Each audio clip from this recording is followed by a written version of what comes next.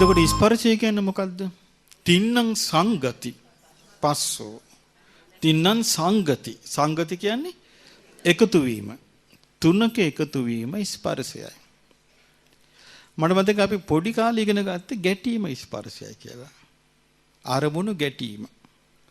මේකේ අරමුණු ගැටීමක් නෙමෙයි වෙන්නේ. අරමුණු එකතු. මම හිතන්නේ ඒ කාලේ ගැටීම කියලා අදහස් කරන්න ඇත්තේ ඒ වචනේ තමයි.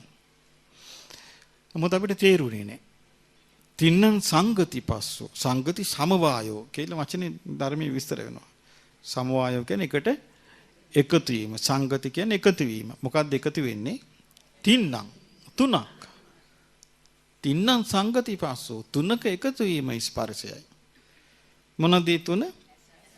ඔව් ඇසේ ස්පර්ශය වෙනකොට ඇසයි රූපයයි විඥානය. කනේ ස්පර්ශය කියන්නේ කනයි ශබ්දයයි විඥානය. නාසය ස්පර්ශය කියන්නේ නාසයයි ගන්ධ සුවඳයි විඥානය. දිවේ ස්පර්ශය කිව්වේ දිවයි රසයයි විඥානය.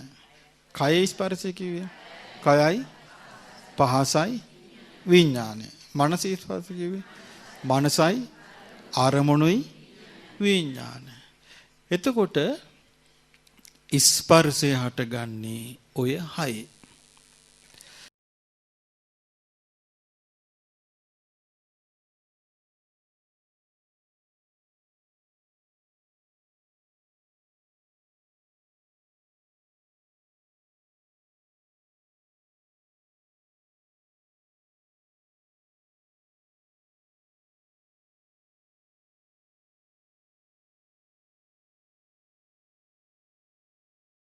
චක්කුංච පටිච්ච රූපේච උප්පජ්ජති චක්කු විඥාන. විඥාන සංගති පස්සෝ පස්සපත්‍ය වේදනා පොඩ්ඩක් වෙනස්ලා කියන ලියා තියෙන්නේ. එහෙමයි එන්නේ. ආදී වශයෙන් සංහා උපාදාන වන අයුරුහ. සංහා උපාදාන නිරෝධ වන අයුරු පහදා දෙන්න කියන මේ තව ඉල්ලීමක් කරනවා. මම හුඟක් හොඳයි දැනගන්න. මොකද අපි වැඩි යුතු මාර්ගය මේ තුලමයි තියෙන්නේ. බුදු වැඳ හිටියත් මල් පහන් පූජා කර හිටියත් අද පිළිවෙල කොච්චර පූජා කළත් ඒ ඔක්කොම පසුතලයේ අවශ්‍ය කරනා හදනවා මිසක් අවශ්‍ය කරනා පසුතලයේ හදනවා මිසක් ඒක නිවන් මාර්ග නෙවෙයි නිවනට පූර්ව භාග සැලැස්ම විතරයි. හැබැයි ඒවා නොකර මෙතෙන්ට එන්නත් බෑ. ඒ සැලැස්ම හදාගත්තට පස්සේ ඥානයේ ගෝචර වෙන ධර්මාභෝධයෙන් ලැබෙන පරිසරය ලැබෙන නිසා දැන් ඉතින් බණ අහලා ධර්මය අවබෝධ කරගත්ත කෙනාට නිවන් හම්බ වෙනවා. එතන ඉඳලා ඒ නිසා ඒකට උපනිශ්‍රේ මාර්ගය එකක් ගමන් මාර්ගය තව එකක්.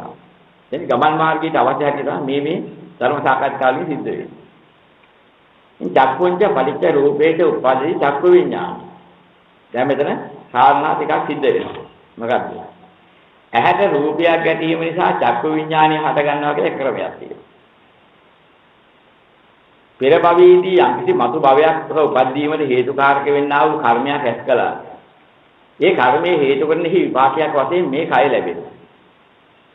මේ කය හැදෙනකොට ඇස කන දිව නාසය ශරීරය මනකින් ඉන්ද්‍රිය හයක් හැදෙනවා.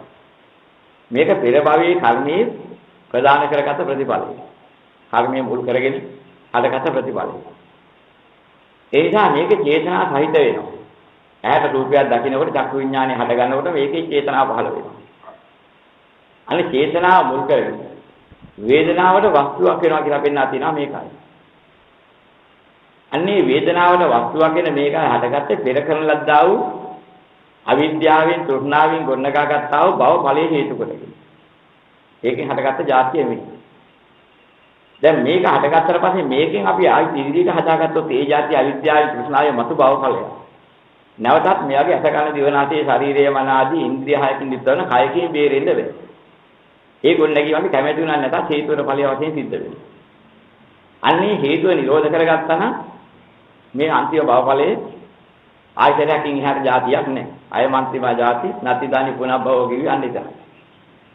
ඉතින් අන්න ඒක ඇති කර ගැනීමට දැන් අපිට කරන්න දෙයක් නැහැ. මේ ඇහැට රූපයක් දකිනකොට චක්ක විඥානයේ පහළ වීම අවදිව ඉන්න පියවි ස්වභාවයෙන් ඉන්න හැම කෙනාටම සිද්ධ වෙනවා. සෝතාංච පටිච්ච සද්දේච උපජ්ජති සෝත විඥාන. මේ කනට සද්දයක් ඇහෙනකොට ඒක ඇහෙනවා. වළක්වන්නේ කොහොමද? ගානංච පටිච්ච ගන්ධේච උපජ්ජති ගාන විඥාන. සුවඳක් එනවා නම් හරි ගඳක් එනවා නම් හරි වාතයත් එක්ක හමාගෙන ඇදිලා ඉතින් හුස්ම ගන්න දැදලා එනකොට ගඳ එනවා සුවඳ දැනෙනවා. ඕක වළක්ව ගන්න බෑ ඒක. මේක හරි විපාක ඵලයේ වශයෙන් ඇදිලා ඒ වගේම චේතනා පහල කරලා ඒ චේතනා පහල හිතක් පහල කරලා ඒ වේදනාවට වස්තුවක් වුණා. ඒ නිසා මේ වේදනාව දුක් විඳින්නලා තියෙනවා. සැප වේදනා, දුක් වේදනා, උපේක්ෂා වේදනා කියන තුනෙන් එක තමයි භුක්තිය ලැබෙන්නේ. ඇහැට රූප එනකොට, කනට ශබ්ද එනකොට, නාසයට ගන්ධ එනකොට, දිවට රස එනකොට, කයට පොට්ටබ්බ එනකොට, මනට ධර්ම ගලා එනකොට ඇති වෙන්නේ ওই ටික. දැන් මෙන්න මෙතෙන්ටපත් වෙනකොට මොකද වෙන්නේ? තින්නා සංගති පස්සෝ. දැන් මෙතන කාරණා දෙකක් තියෙනවා. මේක පොත්වල ලියා තියෙන විග්‍රහ කරලා ගත්තම මේක යථාර්ථය ගන්න බෑ. මොකද හේතුව මේ ස්පර්ශය කියන එක එකක්. දැන් මේ පොතේ මූලික වශයෙන් පෙළ දහමට ලියා තියෙන කොටසක් තියෙනවා විස්තර කරලා ගන්න ඕනේ අර්ථය. මෙතෙන් තියෙනවා මේ චක්කු විඥානයේ හටගන තින්නා සංගති පස්සෝ කියලා වචනය. මෙන්න මේ ස්පර්ශය මොකක්ද? මේක තේරුම් ගන්න ඕනේ. ඇහැට රූපයක් පේනකොට චක්කු විඥානයක් පහළ වෙනකොට ඒ චක්කු විඥානයක් හැබෑනවා. පහළ වෙනකොට සර්වචිත්ත සාධාරණ කියලා චෛතසික හතක් ඒකේ හට ගන්නවා. ඒක රහතන් වහන්සේටත් හට ගන්නවා ලෝතර බුදුරජාණන් වහන්සේටත් ඒක තියෙනවා. ඒ කාටවත් නැති කරන්න බෑ. සර්වචිත්ත සාධාරණ කියන්නේ හැම සිතකටම සාධාරණ චෛතසික හතක් එකයි හිතක් ගොඩ නැගෙන්නේ. ඒක චිත්ත ස්වභාවය. ඒ චෛතසික හතෙන් එකක්වත් අඩු නම් එහෙම හිතක් ගොඩ නැගෙන්න හේතු නැහැ. අපි මිරිස් හොද්ද කියලා හොද්දේ අන්තිම පල්ලෙහාම හොද්ද මිරිස් හොද්ද. ඔකට දාන්නේ මොනවද බලපුවහම ලුණු දානවා, ලුණු දානවා, මිරිස් දානවා. දැන් අපිට ඕක එකක් එහෙම අඩු කරොත් මොකද වෙන්නේ? ලුණු වහක් කරලා වෙලා ලුණුයි මිරිසුයි දාලා එනවා හප් කරලා බලලාම හොද්දන්න. ලුණු වහක් කරලා මිරිසුයි ලුණුයි දාලා හප් කරලා බලුවොත් ඒක අතර මිරිස් හොද්ද කියන මට්ටමට ගන්න බෑ. මිරිස් ටික හක් කරලා ලුණුයි වතුරයි ලුණුයි විතරක් දාලා සක් කරලා බලුවාම ඒකත් හොද්දක් වෙලා. අන්න ඒ වගේ අන්තිම මිරිස් හොද්දට අවශ්‍ය කරන්නේ යම් කිසි කොටස් ටිකක් තියෙනවා. ඔය කොටස් ටිකෙන් එකක් හරි අයින් කළොත් ඒක හොද්ද කියන සම්මතයෙන් ඉවත යනවා. නිකන් දැම්බුමක් විතර. ඒක තමයි එකතු කරන්න පුළුවන් විවිධ ආකාරයෙන්. අල දැම්ම තල හොද්ද වෙනවා, පරිප්පු දැම්ම පරිප්පු හොද්ද වෙනවා. දැන් කියන්නේ කිරි දාලා හදාගත්තොත් කිරි හොද්ද වෙනවා. ඔය ආදි වශයෙන් හොද්දට එකතු කරලා හදා ගන්න පොඩි ගොඩක් තියෙනවා. මෙන්න මේ වගේ මේ සර්වචිත්ත සාධාරණ චෛතසික හතකින් යුක්තවන්නා වූ පළවෙනි හිත තියෙනවා. ඔන්නෝක හිතක් හැබැයි නම් ওই ටික තියෙන්න ඕන. එකක් හරි අදකොලොත් හිතක් හටගන්නේ නැති නිසා හිතක් ගොඩ නැගින්නේ නැහැ හත එකක් හරි අදුන. මෙන්න මෙතන තියෙනවා ස්පර්ශ කියලා චෛතසිකය. හැබැයි මේ ස්පර්ශ චෛතසිකයෙන් හිතක් ගොඩ නැගුවට මතු සසර පැවැත්ම හටගන්නදී ස්පර්ශය කවදාවත් හේතු වෙන්නේ. මතු සසර පැවැත්මට හේතු වෙන්න නම් අවිද්‍යාව ප්‍රත්‍යයෙන් හටගත සංස්පර්ශ කියලා එකක් එනවා. අවිද්‍යාව සමග යෙදුනොත් ඒ ස්පර්ශය. ඒකට කියනවා සංස්පර්ශයක් කියලා. දැන් මේ තින්නා සංගති පස්සෝ කියන දේ පෙන්වන්නේ පටිච්චසමුප්පාදයේ ගෝචර වෙන අවිද්‍යාව සාගතව හටගත ස්පර්ශය ගැන.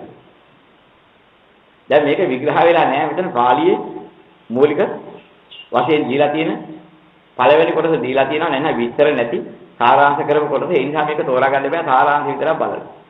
සූත්‍රය විතරක් බලලා බෑ විස්තර කරගන්න ඕනේ.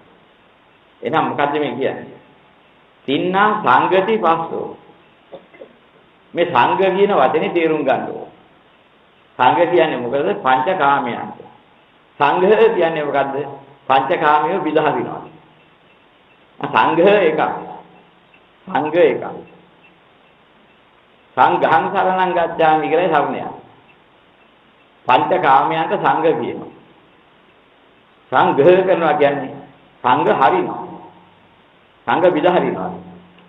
සංඝ විදහරින ක්‍රියාකාලය අපේ තියෙන්නේ මොකද? සංඝ. එතන තමයි සරණ යන්න ඕනේ. සංඝවල හිටියොත් එහෙනම් මොකද වෙන්නේ? සංහා උපාදාන භවජාතිය උපරන අනාථීක වෙන්නේ. නැපිට දකින්න සංඝං සරණං ගච්ඡාමි කියොත් මහ විනාශය. සංඝං කියලාම શબ્ද කරන්න පුරුදු වෙන්න ඕනේ. සංඝං සරණං ගච්ඡාමි කියොත් පංචකාම කෙලෙස් සරණ යනවා කියන එකයි කරන්නේ. කවදාවත් මුදෙන් දහම් වෙන්නේ නැහැ. සංඝං සරණං ගච්ඡාමි කියන දේවා කොයිලා සංඝං කියලාම શબ્ද වෙන්න ඕනේ. ඉතින් අදහස තේරුම් ගන්නත් ඕනේ බොහොම වැදගත් ඒක. දැන් මෙතන තියෙන තින්නා සංඝති නෙමෙයි. සංඝති.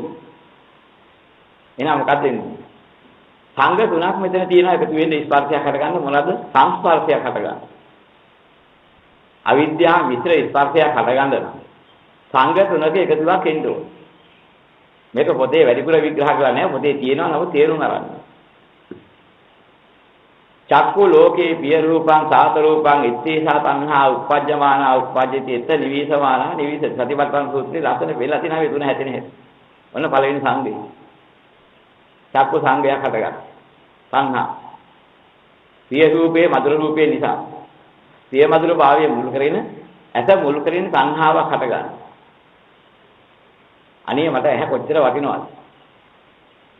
මේ දේවල් බලන්නේ මේ දේවල් අසුර කරන්නේ ඇහැ තියෙන හින්දා. ඇහි වටිනාකම කොච්චරද මට? චක්කු සංගය. දැනන් තේරුම් ගත්ත සංගයයක තියෙන ස්වභාවය. පංචකාමිය ආස්වාද වශයෙන් ගන්න තාකල් පංචකාම ආස්වාදයේ ඉදීමට ඇහැ කොච්චර වටිනවද? ඇහැ කොච්චර වටිනා වස්තුවක්ද? ඔන්න අවිද්‍යාවේ දෘෂ්ටියෙන් ඇහි සංගය ගත්තා. රූපං ලෝකේ පිය රූපං සාත රූපං ඉත්තේසා තණ්හා උපජ්ජමානා උපජ්ජති එත නිවිසමානා නිවිස. මෙන්න තව තණ්හාව හටගන්නවා. ලෝකේ මේ රූපය පිය ස්වභාවයෙන් යුක්තයි මధుර ස්වභාවයෙන් යුක්තයි ඒ තෘෂ්ණාව එහි උපදිනවා එහි පවතිනවා. මෙන්න තෘෂ්ණාව නැගෙන තැන උපදින තැන පවතින තැන. රූපයේ මුල් කරගෙන හටගන්න තෘෂ්ණාව ඊළඟ සංග දෙකයි.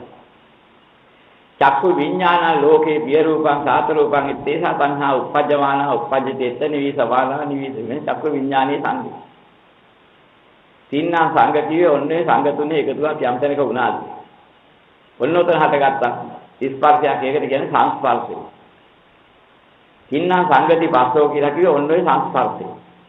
සංස්පර්ශයෙන් හටගත්තා නම් ඕක තව ක්‍රමයකින් කියනවා අවිද්‍යා පත්‍ය සංඛාරා සංඛාර පත්‍ය විඥාන විඥාන පත්‍ය නාම රූපං නාම රූපත්‍ය සලආයතන සලආයතන පත්‍ය පස්සෝ කියලා. ඔන්නේ සලආයතන පත්‍ය පස්සෝ කියන එක තව ක්‍රමයක් තමයි තව විදිහකින් කියපු ක්‍රමයක් තමයි චක්කුංච පරිච්ඡ රූපේච උපදී චක්කු විඥානං තින්නා සංගති පස්සෝ කියලා.